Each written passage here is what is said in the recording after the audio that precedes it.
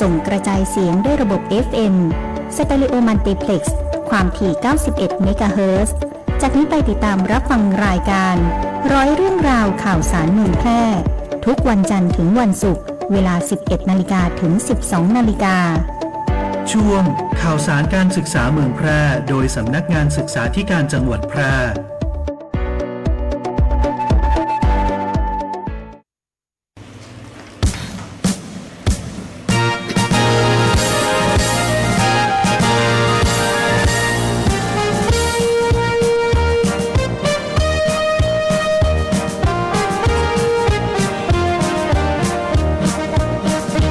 สำนักงานศึกษาธิการจังหวัดแพร่คิดแน่แน่บริการการศึกษาบูรณาการทำงานยั่งยืนมางานศึกษาก้าวนำทีมทำงานรับผิดชอบเป็นใจในหน้าที่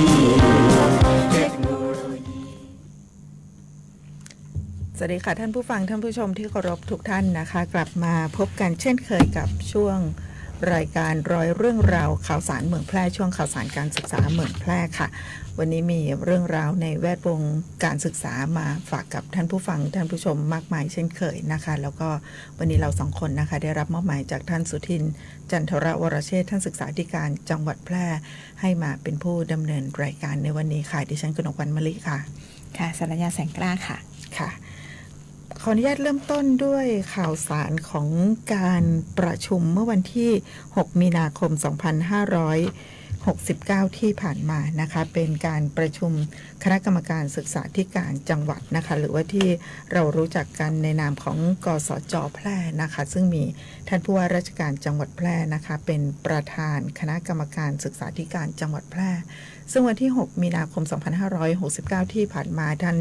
ได้มอบหมายให้ท่านคุณากรคชหิรันค่ะท่านรองผู้ว่าราชการจังหวัดแพร่ได้มาเป็นประธานในการประชุมในครั้งนี้นะคะซึ่งมีวาระนะคะที่เกี่ยวข้องกับงานทางด้านการศึกษาให้พิจารณามากมายเลยนะคะวันนี้ก็ขออนุญาตนำเรียนนะคะเนื่องจากว่าในการแต่งตั้งคณะกรรมการในส่วนของกสจ.แพร่นะคะตอนนี้จะเป็นกสจ.ชุดใหม่นะคะซึ่งจะมีในส่วนของการแต่งตั้งคณะอนุกรรมการนะคะทั้งอนุยุทธศาสตร์อนุเกี่ยวกับพัฒนาการศึกษาแล้วก็อนุกรรมการจุดเน้นนะคะมาดูในส่วนของคณะกรรมการหรือว่ากรรมการผู้ทรงคุณวุฒิในคณะกรรมการศึกษาธิการจังหวัดแพร่นะคะซึ่งทางในส่วนของสป.นะคะหรือว่าในส่วนของสำนักงานปลัดกระทรวงศึกษาธิการนะคะลงนามโดยท่านรัฐมนตรีว่าการกระทรวงศึกษาธิการได้มีการลงนามแต่งตั้งกรรมการผู้ทรงคุณวุฒิในคณะกรรมการศึกษาธิการจังหวัดเมื่อวันที่19 พฤศจิกายน 2568 ที่ผ่านมานะคะสำหรับกรรมการผู้ทรงคุณวุฒิในคณะกรรมการศึกษาธิการจังหวัดแพร่นะคะก็จะประกอบไปด้วย6ท่านด้วยกันก็คือท่านเอกชัยวงศ์วรกุลนะคะผู้ทรงคุณวุฒิกรรมการผู้ทรงคุณวุฒิซึ่งเป็นผู้แทนองค์กรภาคเอกชนนะคะท่านสุขุมกันกาค่ะกรรมการผู้ทรงคุณวุฒิผู้แทนองค์กรวิชาชีพค่ะท่านกิตประจนแม่เมืองกรรมการผู้ทรงคุณวุฒิผู้แทนภาคประชาชนท่านสุภสันต์ศิลป์ชูศรีนะคะกรรมการผู้ทรงคุณวุฒิด้านพาณิชย์ท่านประยุทธ์ชาปงกรรมการผู้ทรงคุณวุฒิด้านอุตสาหกรรมนะคะแล้วก็ท่านพันตำรวจโทพรหมมินทร์พรหมเสนานะคะกรรมการผู้ทรงคุณวุฒิด้านกฎหมายซึ่งในปี 2569 นี้ก็มีการประชุมกสจ.ไป2 ครั้งแล้วนะคะน้องป๊อปค่ะมาดูกันที่ในส่วนของคณะอนุกรรมการนะคะซึ่งเพิ่งจะแต่งตั้งเมื่อวันที่30 มกราคม 2569 นะคะเริ่มไปกันที่ในส่วนของคณะอนุกรรมการเกี่ยวกับการพัฒนาการศึกษากันก่อนค่ะค่ะโดยหลังจากที่แต่งตั้งเมื่อวันที่30 มกราคม 2569 นะคะก็โดยองค์คณะนะคะก็จะประกอบคณะกรรมการอนุกรรมการเกี่ยวกับการพัฒนาการศึกษานะคะก็จะ ประกอบไปด้วย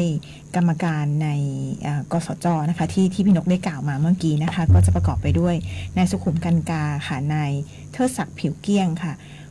พันตำรวจโทพรหมมินทร์พรหมเสนาค่ะซึ่งทั้ง3ท่านจะเป็นกรรมการในกสจนะคะส่วนในส่วนของอนุกรรมการท่านถัดมานะคะก็คือนายกำพลพิมานค่ะผู้อำนวยการโรงเรียนสูงเม่นชนุปถัมภ์ค่ะนายชานรงค์จันป้อมค่ะผู้อำนวยการโรงเรียนอนุบาลแพร่ค่ะแล้วในคณะนี้เองนะคะก็จะประกอบไปด้วยผู้ทรงคุณวุฒิอีก3ท่านนะคะก็ได้แก่นายอัครวัตรธีระรัตน์นิธิกุลค่ะนางสิปภาปุญชุพิสารค่ะแล้วก็ท่านสุดท้ายของผู้ทรงคุณวุฒินะคะก็คือนางกัญญนัทศรีวิชัยค่ะในคณะกรรมการนี้เองนะคะก็จะมีศึกษาธิการจังหวัดแพร่ค่ะเป็นอนุกรรมการแล้วก็เลขานุการค่ะแล้วก็มีผู้ช่วยเลขานุการอีก2ท่านก็คือรองศึกษาธิการจังหวัดแพร่แล้วก็นางกนกวรรณมะลิค่ะผู้อำนวยการกลุ่มพัฒนาการศึกษาค่ะซึ่งในคณะอนุกรรมการเกี่ยวกับการพัฒนาการศึกษานะคะก็จะมีอำนาจหน้าที่ในการที่จะเสนอแนะส่งเสริมสนับสนุนทั้งในส่วนของการพัฒนาการศึกษาแนวทางการจัดการศึกษาให้สอดคล้องกับนโยบายแล้วก็ยุทธศาสตร์ของการศึกษาในระดับจังหวัดในระดับภูมิภาคในระดับของกระทรวงศึกษาธิการแล้วก็แผนพัฒนาการศึกษาชาตินะคะรวมถึงคณะเองนะคะก็จะมีหน้าที่ในการประสานส่งเสริมสนับสนุนการจัดการศึกษาทุกระดับทุกประเภทนะคะรวมถึงการกำกับดูแลการรับนักเรียนการจัดสรรโอกาสทางการศึกษาในจังหวัดรวมถึงการจัดตั้งยุบรวมแล้วก็เลิกสถานศึกษาด้วยนะคะโดยคณะกรรมการชุดนี้เองนะคะก็ได้มีการจัดประชุมครั้งแรกไปเมื่อวันที่4มีนาคม2569นะคะเวลา 9:30 นาทีนะคะโดยมีคณะกรรมการทั้งหมดนะคะมีท่านสุขุมกันกาเป็นประธานการประชุมนะคะโดยการจัดประชุมนี้จะมีขึ้นที่ห้องประชุมสำนักงานศึกษาธิการจังหวัดแพร่ค่ะตำบลป่าแมดอำเภอเมืองแพร่จังหวัดแพร่ค่ะค่ะขออนุญาตเพิ่มเติมอีกนิดหนึ่งนะคะก็คือในส่วนของคณะกรรมการศึกษาธิการจังหวัดที่ได้นำเรียนไปช่วงต้นของรายการนะคะซึ่งมีท่านผู้ว่าราชการจังหวัดแพร่เป็นประธานกรรมการนะคะนอกจากกรรมการผู้ทรงคุณวุฒิด้านต่างๆที่ได้กล่าวถึงเมื่อสักครู่นี้แล้วนะคะก็ยังมีท่านยุพินบัวขอมนะคะซึ่งท่านปฏิบัติหน้าที่ศึกษาธิการภาค16นะคะผู้ช่วยศาสตราจารย์ธิดาวันอุ่นกองค่ะเป็นผู้แทนสำนักงานคณะกรรมการราชการครูและบุคลากรทางการศึกษานะคะเป็นอาจารย์ที่มหาวิทยาลัยพะเยานะคะท่านณัฐมนต์สกุลนมัคคาค่ะเป็นผู้แทนในส่วนของสำนักงานส่งเสริมการเรียนรู้ประจำจังหวัดแพร่ค่ะท่านรุ่งอรุณป้องกันนะคะผู้แทนจากสำนักงานคณะกรรมการการศึกษาขั้นพื้นฐานค่ะท่านผู้ช่วยศาสตราจารย์ดร.รัฐพงศ์ปกแก้วค่ะผู้แทนสำนักงานคณะกรรมการการอุดมศึกษาท่านอนักชนาธินาถพงศ์ค่ะผู้แทนสำนักงานคณะกรรมการการอาชีวศึกษาท่านเทิดศักดิ์ผิวเกลี้ยงค่ะผู้แทนสำนักงานคณะกรรมการส่งเสริมการศึกษาเอกชนนะคะโดยมีท่านสุทินจันทรวรเชษฐ์ท่านศึกษาธิการจังหวัดแพร่เป็นกรรมการและเลขานุการนะคะทั้งหมดทั้งมวลนะคะก็จะมีเรื่องที่ผ่านการกลั่นกรองจากคณะอนุกรรมการฝ่ายต่างๆนะคะก็ในส่วนของอำนาจหน้าที่ของกสจนะคะก็มีอำนาจหน้าที่ตามกฎหมายว่าด้วยการศึกษาแห่งชาติกฎหมายว่าด้วยระเบียบบริหารราชการกระทรวงศึกษาธิการแล้วก็กฎหมายว่าด้วยระเบียบข้าราชการครูและบุคลากรทางการศึกษานะคะซึ่งได้กำหนดให้เป็นอำนาจหน้าที่ของคณะกรรมการเขตพื้นที่การศึกษาแล้วก็อกขส.เขตพื้นที่การศึกษานะคะค่ะก็ยังมีอีกหลายบทบาทหน้าที่ของกสจนะคะเรื่องของการกำหนดยุทธศาสตร์แนวทางการจัดการศึกษาการส่งเสริมสนับสนุนการจัดการศึกษาทุกระดับทุกประเภทรวมไปถึงประสานแล้วก็ส่งเสริมการบริหารแล้วก็การจัดการศึกษาขององค์กรปกครองส่วนท้องถิ่นรวมทั้งส่งเสริมสนับสนุน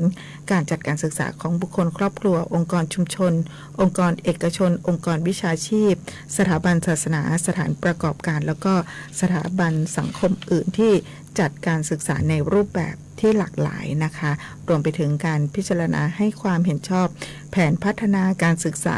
พิจารณาให้ความเห็นชอบกรอบการประเมินการปฏิบัติงานแล้วก็ตัวชี้วัดในการดำเนินงานในลักษณะตัวชี้วัดร่วมของส่วนราชการหรือว่าหน่วยงานและสถานศึกษาในสังกัดกระทรวงศึกษาธิการนะคะแล้วก็เสนอความเห็นเกี่ยวกับการบริหารงานบุคคลของข้าราชการครูและบุคลากรทางการศึกษาต่อคณะกรรมการขับเคลื่อนการปฏิรูปการศึกษาของกระทรวงศึกษาธิการในภูมิภาคนะคะรวมไปถึงกำกับเร่งรัดติดตามประเมินผลการปฏิบัติงานของส่วนราชการหรือว่าหน่วยงานสถานศึกษาในสังกัดกระทรวงศึกษาธิการวางแผนการจัดการศึกษาพิจารณาเสนอแนะการจัดสรรงบประมาณให้แก่สถานศึกษานะคะแล้วก็เสนอคณะกรรมการขับเคลื่อนการปฏิรูปการศึกษาของกระทรวงศึกษาธิการในภูมิภาคนะคะแต่งตั้งคณะอนุกรรมการหรือว่าคณะทำงานตามความจำเป็นเพื่อที่จะช่วยเหลือแล้วก็ปฏิบัติงานของกสจ.นะคะอย่างเช่นที่เราพูดไปนะคะไม่ว่าจะเป็นในส่วนของคณะอนุกรรมการบริหารราชการเชิงยุทธศาสตร์คณะอนุกรรมการเกี่ยวกับการพัฒนาการศึกษาเป็นต้นนะคะค่ะในส่วนของที่พี่นกได้กล่าวมานะคะนอกจากจะมีทั้งคณะกรรมการศึกษาธิการจังหวัดแพร่แล้วนะคะมีอนุกรรมการเกี่ยวกับการพัฒนาการศึกษาแล้วนะคะก็จะมีอีกคณะหนึ่งก็คือคณะอนุกรรมการบริหารราชการเชิงยุทธศาสตร์นะคะซึ่งในคณะกรรมการชุดนี้เองนะคะก็จะประกอบไปด้วยคณะกรรมการในกสจ.ก็คือกรรมการศึกษาธิการจังหวัดแพร่3ท่านนะคะก็คือนายกิจผจญแมทเมืองค่ะนายเอกชัยวงศ์วรกุลผู้อำนวยการสำนักงานส่งเสริมการเรียนรู้ประจำจังหวัดแพร่นะคะซึ่งทั้ง3ท่านก็จะเป็นกรรมการในกสจ.นะคะส่วนท่านที่4นะคะก็คือนายปีชาชาญอินทราชิตค่ะผู้อำนวยการโรงเรียนวัดเมธังการวาสเทศรัตนราชนุกูลค่ะท่านที่5ค่ะนางนิชการดวงแก้วค่ะผู้อำนวยการโรงเรียนวัดศรีดอกประชาพัฒนาค่ะนอกจากนี้นะคะก็จะมีผู้ทรงคุณวุฒิอีก3ท่านนะคะก็คือนางโฉมฉายกาดโอสถค่ะนายสานิตโลหะค่ะนายโอภาสปัญญาพฤกษ์ค่ะในคณะกรรมการชุดนี้นะคะก็จะมีศึกษาธิการจังหวัดแพร่เป็นอนุกรรมการแล้วก็เลขานุการค่ะมีผู้ช่วยเลขานุการอีก2ท่านก็คือรองศึกษาธิการจังหวัดแพร่รวมถึงนางวัฒนาจันเพ็ญค่ะผู้อำนวยการกลุ่มนโยบายและแผนค่ะซึ่งอำนาจหน้าที่ของอนุกรรมการบริหารราชการเชิงยุทธศาสตร์ก็จะมีหน้าที่ในการที่จะวิเคราะห์กันกรองการจัดทำข้อเสนอยุทธศาสตร์แนวทางแล้วก็เป้าหมายการจัดการศึกษาของจังหวัดแพร่ให้สอดคล้องกับยุทธศาสตร์ชาตินะคะรวมถึงเสนอยุทธศาสตร์ในแนวทางการจัดการศึกษาส่งเสริมสนับสนุนการจัดการศึกษาทุกระดับทุกประเภทนะคะรวมถึงวิเคราะห์กันกรองการจัดทำแผนพัฒนาการศึกษาจังหวัดแพร่รวมถึงแผนปฏิบัติราชการการศึกษาจังหวัดแพร่นะคะนอกจากนี้ก็จะต้องมีหน้าที่ในการที่จะวิเคราะห์กันกรองเพื่อเสนอการจัดสรรงบประมาณของสถานศึกษาในจังหวัดแพร่นะคะรวมถึงมีหน้าที่ในการประเมินผลการปฏิบัติงานแล้วก็ตัวชี้วัดในการดำเนินงานในลักษณะตัวชี้วัดร่วมของส่วนราชการหรือว่าหน่วยงานแล้วก็สถานศึกษาในสังกัดรวมถึงรวบรวมสรุปผลการปฏิบัติงานเพื่อที่จะเสนอต่อคณะกรรมการศึกษาธิการจังหวัดแพร่ค่ะค่ะนอกจากนั้นในส่วนของจังหวัดแพร่ของเรานะคะก็ได้มีการแต่งตั้งคณะอนุกรรมการอีกชุดหนึ่งนะคะที่มาช่วยเหลือในการปฏิบัติงานของกสจ.ก็คือการแต่งตั้งคณะอนุกรรมการขับเคลื่อนนโยบายและก็จุดเน้นของกระทรวงศึกษาธิการนะคะซึ่งคณะอนุกรรมการชุดนี้นะคะมีท่านประยุทธ์ชาปงค่ะกรรมการผู้ทรงคุณวุฒิในกสจ.เป็นประธานอนุกรรมการนะคะในส่วนของคณะอนุกรรมการนะคะก็ประกอบไปด้วยผู้ช่วยศาสตราจารย์รัฐพงศ์ปกแก้วนะคะกรรมการในกสจ.ท่านสุภสันต์สินชูศรีค่ะกรรมการในกสจ. ผู้อำนวยการสำนักงานเขตพื้นที่การศึกษามัธยมศึกษาแพร่ผู้อำนวยการสำนักงานเขตพื้นที่การศึกษาประถมศึกษาแพร่เขต1ผู้อำนวยการสำนักงานเขตพื้นที่การศึกษาประถมศึกษาแพร่เขต2ผู้อำนวยการสำนักงานอาชีวศึกษาจังหวัดแพร่ผู้อำนวยการสำนักงานส่งเสริมการเรียนรู้ประจำจังหวัดแพร่ผู้อำนวยการกองการศึกษาศาสนาและวัฒนธรรมองค์การบริหารส่วนจังหวัดแพร่ประธานกรรมการและประสานและส่งเสริมการศึกษาเอกชนจังหวัดแพร่ประธานสมัชชาการศึกษาจังหวัดแพร่ผู้แทนโรงเรียนพระปริยัติธรรมนะคะผู้แทนโรงเรียนสังกัดกระทรวงการท่องเที่ยวและกีฬาประธานสภาอุตสาหกรรมจังหวัดแพร่นะคะประธานกรรมการหอการค้าจังหวัดแพร่แล้วก็มีผู้ทรงคุณวุฒิอีก3ท่านก็คือท่านประดิษฐ์คำมีนะคะท่านบุญธรรมเกี้ยวฟั่นท่านเมธินีบุญเอกบุตรนะคะโดยมีท่านศึกษาธิการจังหวัดแพร่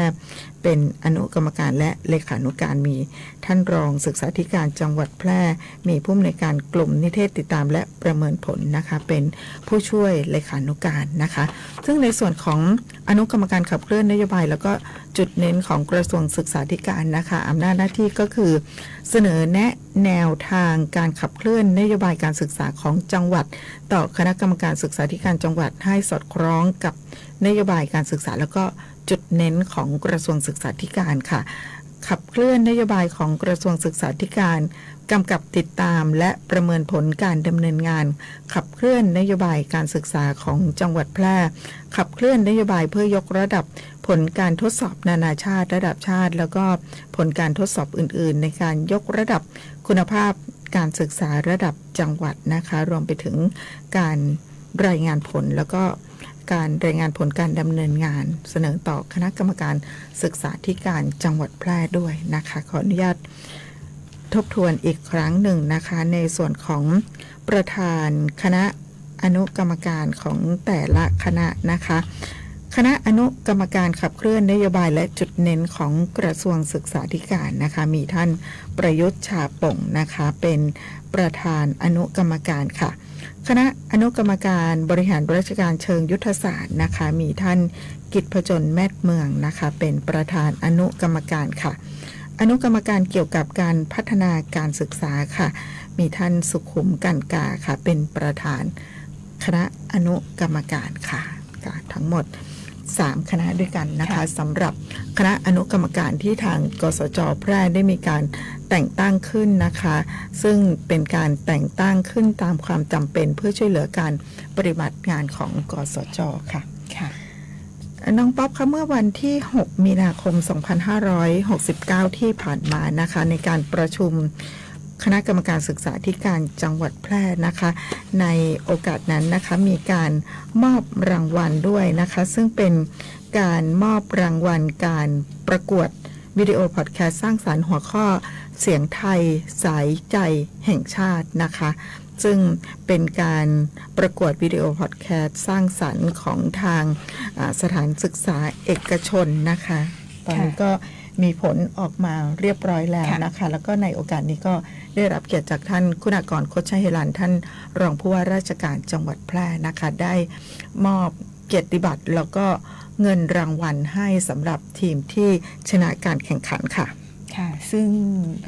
โครงการประกวดวิดีโอพอดแคสต์สร้างสรรค์ในหัวข้อ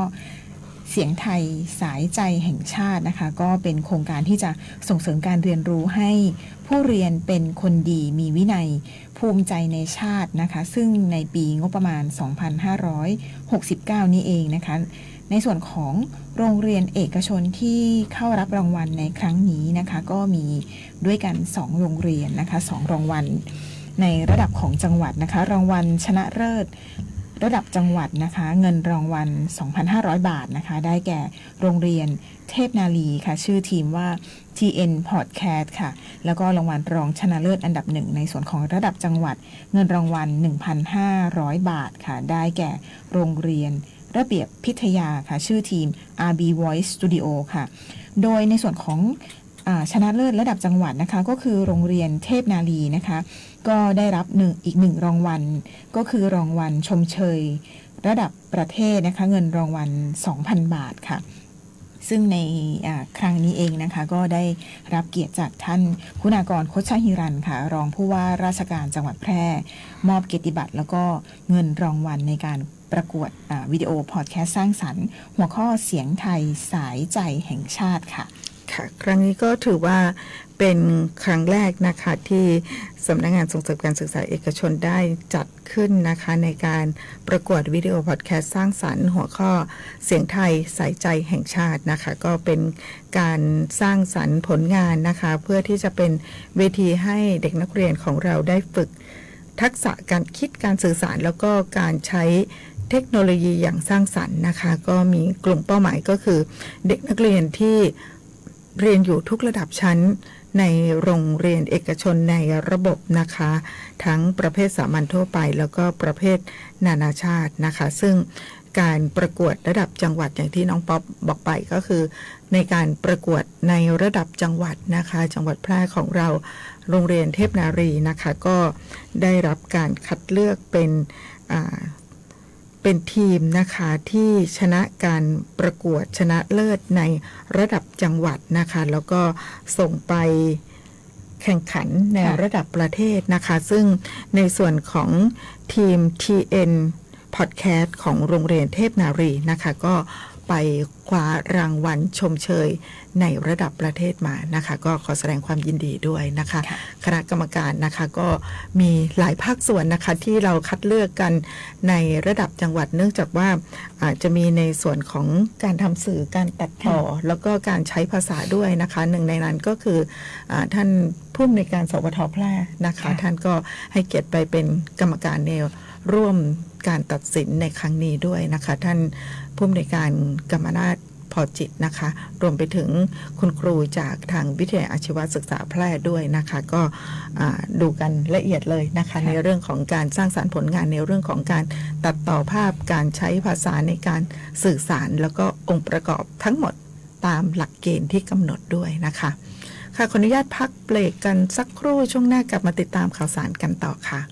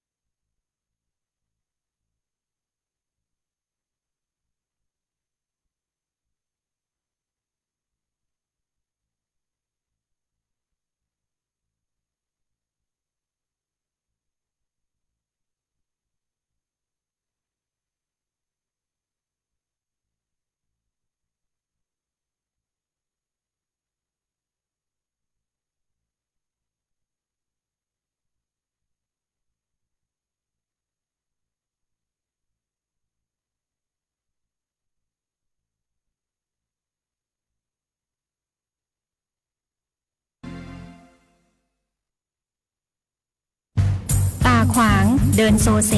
ห่างตกลิ้นห้อยน้ำลายย่อยแม่นเลยเจ้าสัตว์เลี้ยงของท่านกำลังเป็นโรคพิษสุนัขบ้าเพื่อบ่ให้มีการสูญเสียชีวิตจากโรคพิษสุนัขบ้าเฮาผู้คนต้องเป็นส่วนหนึ่งในการเฝ้าระวังป้องกันควบคุมและบูรณาการร่วมกันกำจัดโรคพิษสุนัขบ้าให้หมดไปจากประเทศไทยและบ่ได้ลืมว่าสัตว์เลี้ยงลูกด้วยนมกูชนิดเป็นโรคพิษสุนัขบ้าเฮาต้องเฝ้าระวังสัตว์ปลอดโรคขนปลอดภัยจากโรคพิษสุนัขบ้าสำนักงานคปภ.มีภารกิจหลักในการกำกับดูแลให้ธุรกิจประกันภัยดำเนินไปอย่างถูกต้องตามหลักธรรมาภิบาลส่งเสริมให้ประชาชนเข้าถึงระบบประกันภัยได้ในทุกมิติคุ้มครองสิทธิผู้ทำประกันภัยให้ได้รับความเป็นธรรมอย่างแท้จริงพร้อมอยู่เคียงข้างทุกคนในทุกช่วงเวลาของชีวิตทุกเรื่องประกันภัยโทรสายด่วนคปภ. 1186เว็บไซต์ oic.or.th Line Official @OIC Connect และสำนักงานคปภ.จังหวัดทั่วประเทศคปภ.คุ้มครองผู้ทำประกันภัยคุ้มครองคุณเมื่อถูกมิจฉาชีพหลอกเผลอโอนเงินไปแล้วสิ่งสำคัญที่สุดคือต้องรีบตั้งสติและดำเนินการทันทีขั้นแรกรีบโทรหาธนาคารของคุณเพื่อแจ้งระงับบัญชีที่เกี่ยวข้องทันทีขั้นที่2รวบรวมหลักฐานทั้งหมดและไปแจ้งความกับตำรวจโทร1441หากมีข้อสงสัยติดต่อธนาคารแห่งประเทศไทยโทร1213มีสติไม่เสียสตางค์ย้ำอีกครั้งธนาคารแห่งประเทศไทยโทร1213แค่ 3 ปีความเสียหายจากอาชญากรรมไซเบอร์ของคนไทยพุ่งทะลุถึง 94,000 ล้านบาทหรือเฉลี่ยปีละ 30,000 ล้านบาททุก1ชั่วโมงเราเสียเงินกว่า 3.4 ล้านบาทให้กับมิจฉาชีพออนไลน์โจรไม่เห็นใจคนอาชีพไหนอายุเท่าไหร่สถานะทางการเงินแบบใดหมอพ่อค้านักธุรกิจนักเรียนแม่บ้านข้าราชการเกษียณทุกคนตกเป็นเหยื่อได้เสมอและวันหนึ่งอาจเป็นคุณหรือคนที่คุณรักเพราะจุดอ่อนร่วมของเหยื่อคือความเร่งรีบขาดสติหรือแม้แต่บางครั้งก็เกิดความโลภจนเกินไปอย่าปล่อยให้การกดคลิกเดียวลิงก์เดียวทำให้โจรยิ้มกว้างวันนี้ถึงเวลาแล้วที่คนไทยทุกคนจะต้องร่วมมือกันสร้างภูมิคุ้มกันอาชญากรรมไซเบอร์ช่วยกันหยุดก่อนที่ภัยไซเบอร์จะทำให้คนที่คุณรักและตัวคุณเองกลายเป็นเหยื่อ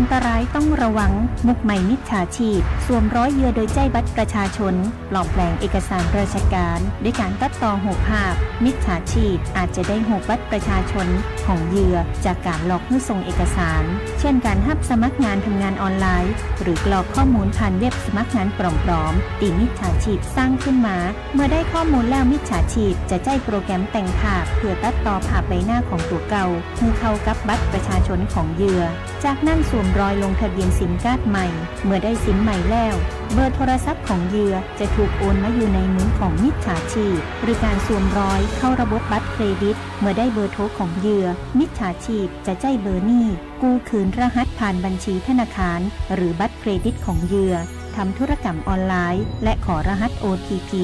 รหัสจะถูกส่งไปที่ซิมที่มิจฉาชีพถืออยู่มิจฉาชีพสามารถใช้รหัส OTP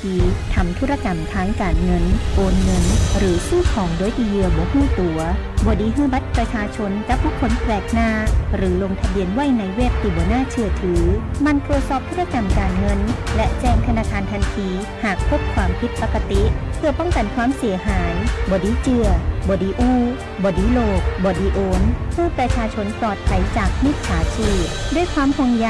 จากสำนักงานประชาสัมพันธ์ที่ 3 กรมประชาสัมพันธ์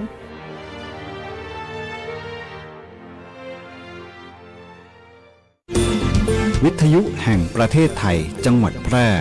91 เมกะเฮิรตซ์ ให้ความรู้คู่ความสุข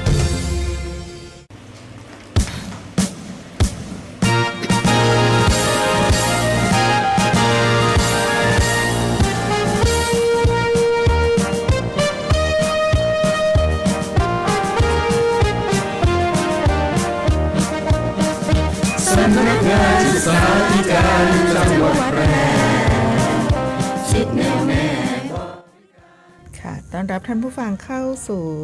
ช่วงที่2ของรายการมาดูกันที่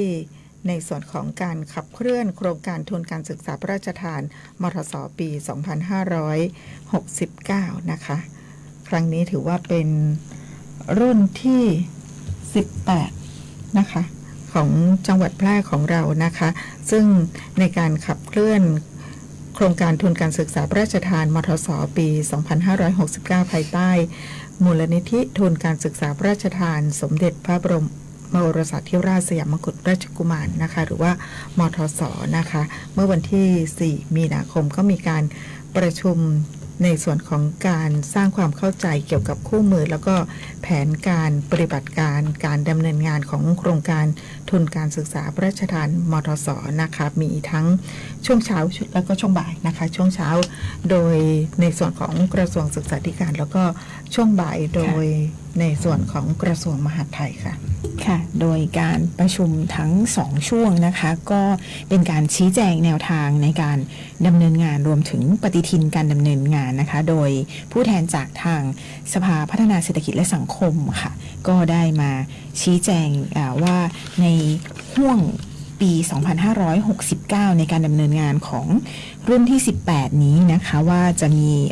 ปฏิทินการดำเนินงานอย่างไรบ้างนะคะโดยในส่วนของโครงการทุนการศึกษาพระราชทานมทส.นี้นะคะก็จะมีหลักการและแนวคิดตามพระบรมราโชบายของในหลวงรัชกาลที่ 10 ก็คือยึดหลักในการพระราชทานทุนการศึกษาแก่ผู้ที่เรียนดีประพฤติดีมีคุณธรรมตั้งแต่ช่วงชั้นมัธยมศึกษาตอนปลายนะคะทั้งสายสามัญแล้วก็สายอาชีพนะคะต่อเนื่องจนจบปริญญาตรีหรือเทียบเท่านะคะในส่วนของทุนเองจะมุ่งเน้นที่จะเสริมสร้างทัศนคติที่ถูกต้องดีงามต่อสถาบันแล้วก็ประเทศชาตินะคะมุ่งที่จะเสริมสร้างพื้นฐานชีวิตที่มั่นคงแล้วก็เข้มแข็งแก่นักเรียนนะคะในส่วนของทุนเองจะมีข้อที่แตกต่างจากทุนประเภทอื่นนะคะก็คือยึดหลักที่จะให้มีการทำสัญญารับทุนแล้วก็ชดใช้ทุนนะคะภายใต้เงื่อนไขเมื่อจบการศึกษาก็ในกรณีที่ไม่จบการศึกษานะคะก็จะมีการให้ชดใช้ทุนนะคะในส่วนของทุนการศึกษาพระราชทานมทส.รุ่นที่ 18 นะคะก็ยังคงยึดหลักในส่วนของ3หลักก็คือเกณฑ์เรียนดีก็คือจะต้องจบชั้นมัธยมศึกษาปีที่3มีผลการเรียนดีมีคะแนนเฉลี่ยไม่ต่ำกว่า 3.00 นะคะแล้วก็ยึดเกณฑ์ความประพฤติดีก็คือไม่บกพร่องในศีลธรรมอันดีมีคุณลักษณะผู้นำแล้วก็รวมถึงมีจิตอาสามีทัศนคติที่ถูกต้องดีงามมีความจงรักภักดีต่อสถาบันพระมหากษัตริย์แล้วก็ประเทศชาตินะคะรวมถึงยึดหลักเกณฑ์ที่3ก็คือยึดเกณฑ์ของความพร้อมที่จะเข้ารับการฝึกแล้วก็พัฒนาศักยภาพนะคะโดยนักเรียนเองจะต้องมีสุขภาพพลานามัยที่แข็งแรงสมบูรณ์ทั้งร่างกายและจิตใจนะคะพร้อมที่จะเรียนรู้พร้อมที่จะเข้ารับการฝึกบ่มเพาะเสริมสร้างทัศนคติที่ถูกต้องดีงามนะคะในส่วนของคุณสมบัติที่น้องๆที่จะส่งเข้าคัดเลือกนะคะก็จะต้องจบชั้นมัธยมศึกษาปีที่3ในปีการศึกษา 2568 ค่ะมีคะแนนเฉลี่ยไม่ต่ำกว่า 3.00 นะคะแล้วก็สามารถเข้าเรียนต่อในช่วงชั้นมัธยมศึกษาตอนปลายในปีการศึกษา 2569 นะคะหรือว่าอยู่ระหว่างการคัดเลือกนะคะข้อที่2ก็คือจะต้องมีความมุ่งมั่นแล้วก็สามารถที่จะเรียนจบในช่วงชั้นมัธยมศึกษาตอนปลายแล้วก็มีความประสงค์มุ่งมั่นสามารถที่จะเรียนต่อเนื่องไปจนจบปริญญาตรีหรือว่าเทียบเท่านะคะข้อที่3ที่สำคัญก็คือมีสัญชาติไทยแล้วก็บิดามารดาต้องมีสัญชาติไทยนะคะรวมถึงข้อที่4ก็คือมีทัศนคติที่ถูกต้องดีงามมีความจงรักภักดีต่อสถาบันพระมหากษัตริย์รวมถึงประเทศชาตินะคะแล้วก็มีสุขภาพร่างกายแข็งแรงสมบูรณ์ค่ะมีสภาวะทางจิตเป็นปกตินะคะรวมถึงเป็นผู้ที่มีความประพฤติเรียบร้อยไม่บกพร่องในศีลธรรมอันดีมีคุณลักษณะที่ดีมีภาวะผู้นำแล้วก็มีจิตอาสาค่ะ ซึ่งในส่วนของจังหวัดแพร่เองนะคะก็จะมีตอนนี้นะคะสำนักงานศึกษาธิการจังหวัดแพร่ก็ได้มีหนังสือแจ้งประชาสัมพันธ์ไปยังหน่วยงานทางการศึกษานะคะไม่ว่าจะเป็นสำนักงานเขตพื้นที่การศึกษาประถมศึกษาแพร่เขต1เขต2สำนักงานเขตพื้นที่การศึกษามัธยมศึกษาแพร่นะคะสังกัดเอกชนสังกัดเทศบาลสังกัดอบจ.นะคะในการรวมถึงโรงเรียนราชประชานุเคราะห์25นะคะในการที่จะคัดเลือกน้องๆส่งเข้าคัดเลือกเป็นนักเรียนทุนการศึกษาพระราชทานมทส.ในรุ่นที่18ปี2569นะคะโดยการส่งใบสมัครแล้วก็ผลงานเข้าคัดเลือกนะคะจะส่งให้ทางสำนักงานศึกษาธิการจังหวัดแพร่ภายในวันที่16มีนาคม2569นะคะแล้วก็ทางคณะกรรมการจังหวัดแพร่เองนะคะคณะกรรมการคัดเลือกคัดสรรก็จะมีการประชุมครั้งแรกนะคะในวันที่25มีนาคม2569นะคะโดยมีท่านผู้ว่าราชการจังหวัดเป็นประธานในการประชุมนะคะรวมถึงเมื่อเราประชุมครั้งที่1เสร็จนะคะก็ในเงื่อนไขของการพิจารณานะคะก็จะต้องมีการลงพื้นที่ประเมินเชิงประจักษ์นะคะก็เราจะลงพื้นที่สอบทานข้อมูลน้องๆที่ส่งใบสมัครนะคะในวันที่28-29 มีนาคม 2569นะคะเพื่อที่จะได้นำข้อมูลในการที่เราลงพื้นที่ครั้งนี้รวมถึงเอกสารประกอบที่น้องๆได้ส่งมานะคะเพื่อเข้าสู่การประชุมในครั้งที่2ก็คือประชุมในส่วนของการคัดเลือกคัดสรรครั้งที่2ในวันที่3เมษายน2569นะคะเพื่อที่เราจะได้น้องๆที่ส่งเข้าสู่การคัดเลือกในระดับภาคนะคะโดยทางจังหวัดแพร่เองนะคะก็จะต้องส่งข้อมูลใบสมัครของน้องๆที่ผ่านการคัดเลือกในระดับจังหวัดให้กับทางสำนักงานศึกษาธิการภาค16ภายในวันที่22เมษายน2569ค่ะค่ะก็คัดเลือก360องศาเลยนะคะเพื่อที่จะให้จังหวัดแพร่ของเราได้คัดเลือกน้องๆที่มีคุณภาพจริงๆนะคะแล้วก็มีคุณสมบัติดีพร้อมรอบด้านในการรับทุนพระราชทานมทส.นะคะทิ้งท้ายด้วยข่าวสุดท้ายนะคะก็คือการจัดการประกวดทักษะลูกเสือเนตรนารีสเกาต์สกิลชาเลนจ์ในระดับจังหวัดนะคะซึ่งเราประกวดไปเมื่อวันที่27กุมภาพันธ์ที่ผ่านมานะคะซึ่งผลการประกวดนะคะก็กองเนตรนารีสามัญรุ่นใหญ่ของโรงเรียนเทพนารีนะคะได้รับการคัดเลือกเป็นตัวแทนนะคะที่จะไปแข่งระดับประเทศนะคะซึ่งในระดับประเทศนั้นจะต้องไป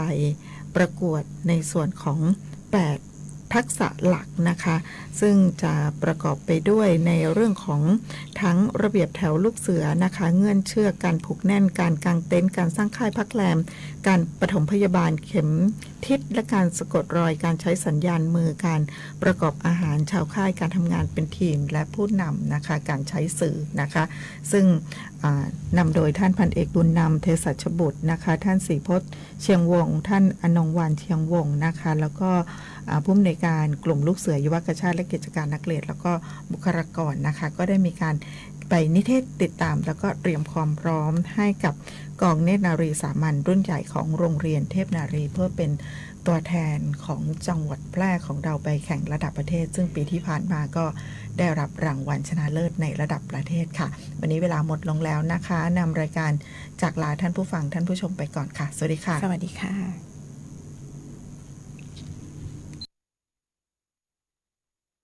สู้รบในภูมิภาคตะวันออกกลางยืนยันหน่วยงานที่เกี่ยวข้องจะดูแลคนไทยที่อยู่ในภูมิภาคตะวันออกกลางอย่างดีที่สุด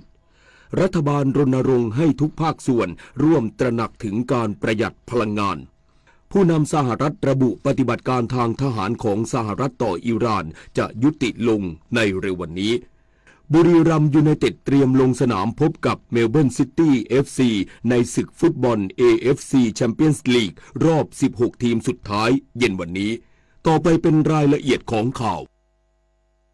ศูนย์บริหารและติดตามสถานการณ์การสู้รบในภูมิภาคตะวันออกกลางยืนยันหน่วยงานที่เกี่ยวข้องจะดูแลคนไทยที่อยู่ในภูมิภาคตะวันออกกลางอย่างดีที่สุดและเร่งอพยพออกจากพื้นที่เสี่ยงเนื่องจากสถานการณ์ยังไม่มีท่าทีจะยุติลง นายปานิดล ปัดฉิมสวัสดิ์รักษาการอธิบดีกรมสารนิเทศและรองโฆษกกระทรวงการต่างประเทศแถลงผลการประชุมของศูนย์บริหารและติดตามสถานการณ์การสู้รบในภูมิภาคตะวันออกกลางเกี่ยวกับความคืบหน้าในการให้ความช่วยเหลือคนไทยว่าสถานการณ์โดยรวมในภูมิภาคยังคงรุนแรงมีการโจมตีด้วยขีปนาวุธมีการโจมตีโครงสร้างพื้นฐานและแหล่งผลิตน้ำมันและขยายไปยังพื้นที่บาห์เรนและเลบานอนรวมถึงมีผู้เสียชีวิตมาก